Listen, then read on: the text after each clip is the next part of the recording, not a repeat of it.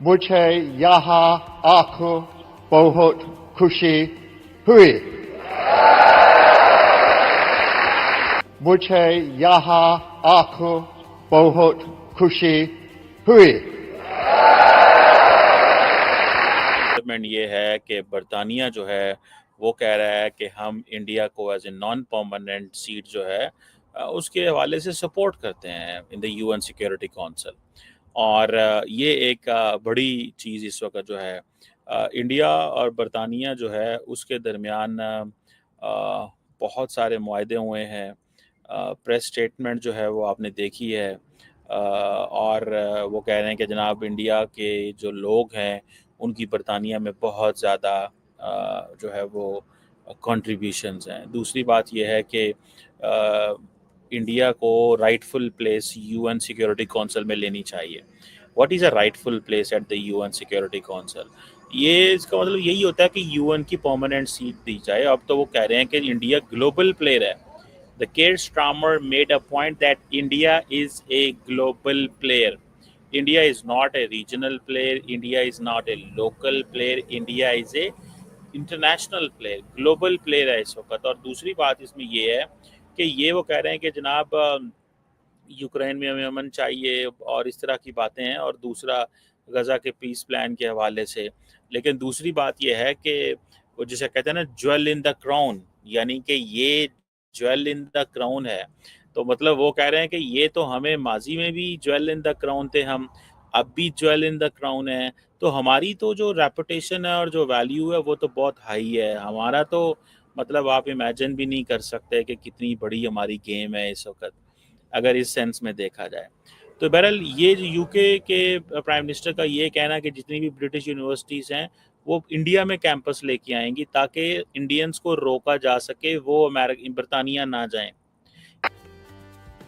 मुंबई के जियो world centre में आयोजित ग्लोबल फिनटेक फेस्ट में ब्रिटेन के प्रधानमंत्री की स्टारमर ने हिंदी में संबोधन देकर सभी को हैरान कर दिया। उन्होंने कहा कि मुझे यहाँ आकर बहुत खुशी हो रही है। उनकी ये बात सुनकर बगल में खड़े पीएम मोदी जोर जोर से हंसने लगे और पूरा हॉल तालियों की गड़गड़ाहट से गूंज उठा। स्टारमर का ये हिंदी में बयान सोशल मीडिया पर तेजी से वायरल हो रहा है। की स्टारमर ने भारत ब्रिटेन संबंधों की गहराई पर जोर दिया और कहा कि दोनों देशों के बीच हाल ही में हुए CETA से दोनों देशों को काफी फायदा होगा कि ब्रिटेन वित्त और फिनटेक निवेश के लिए भारत का नंबर 1 विकल्प बने। देखा जाए तो प्रधानमंत्री मोदी और की स्टारमर की ये मुलाकात भारत यूके साझेदारी को नई ऊंचाइयों पर ले जाने का प्रतीक है। दोनों नेताओं ने जियो वर्ल्ड सेंटर में फिनटेक फेस्ट के दौरान व्यापार, निवेश, टेक्नोलॉजी और शिक्षा के क्षेत्र में सहयोग बढ़ाने की बातों पर चर्चा की। मोदी ने फिनटेक फेस्ट में कहा कि भारत तकनीक के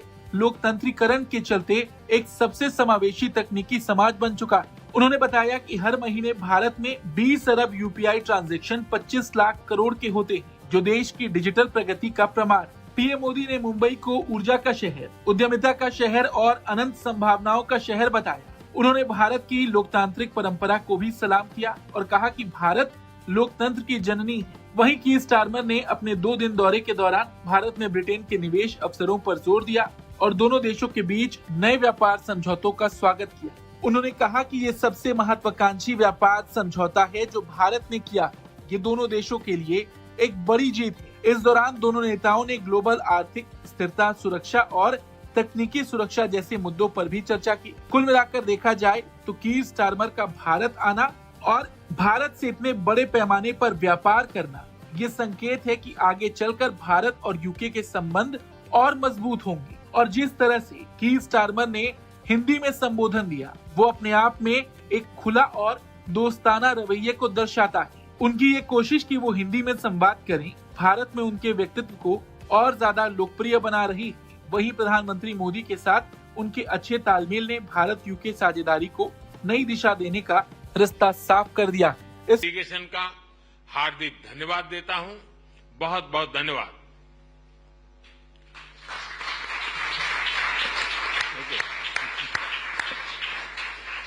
Thank you, sir.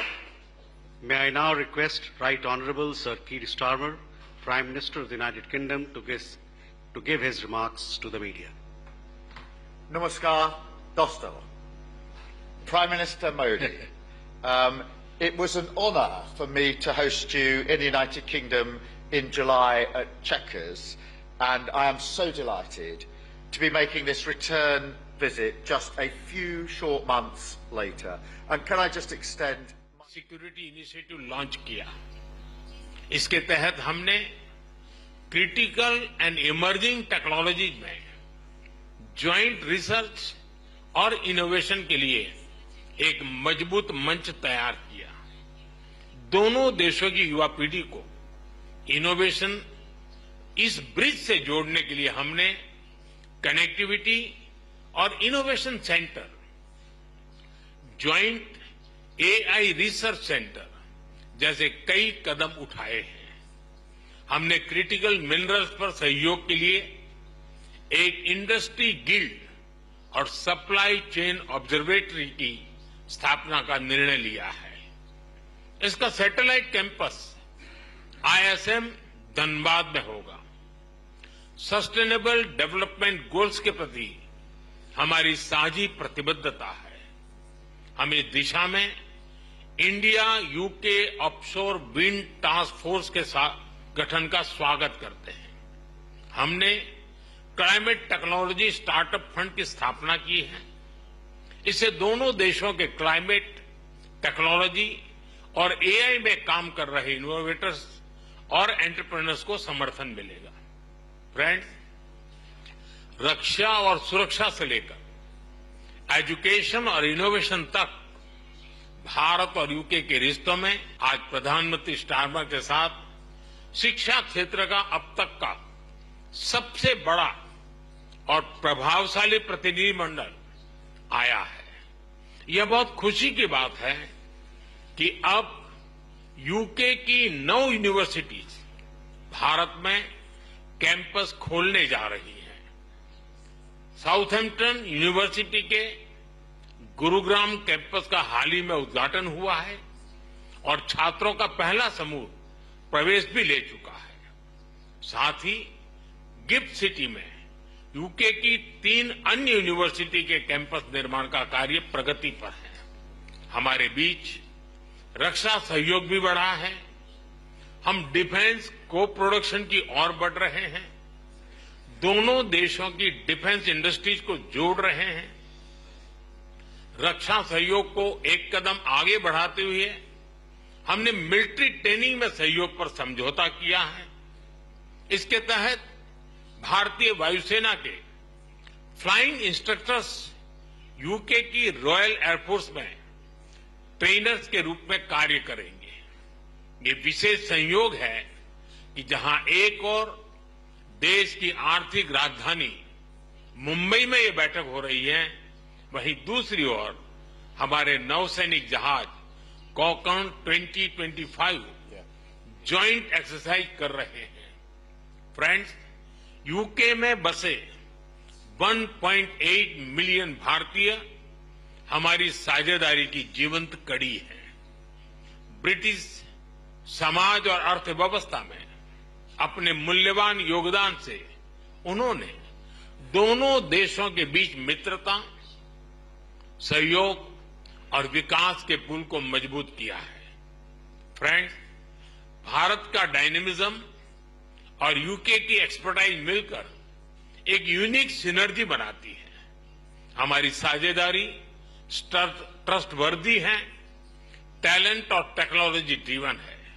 और आज जब मैं और प्रधानमंत्री स्टारमर मंच पर एक साथ खड़े हैं, तो ये हमारा स्पष्ट कमिटमेंट है कि हम एक साथ मिलकर दोनों देशों के लोगों के लिए एक उज्जवल भविष्य का निर्माण करेंगे।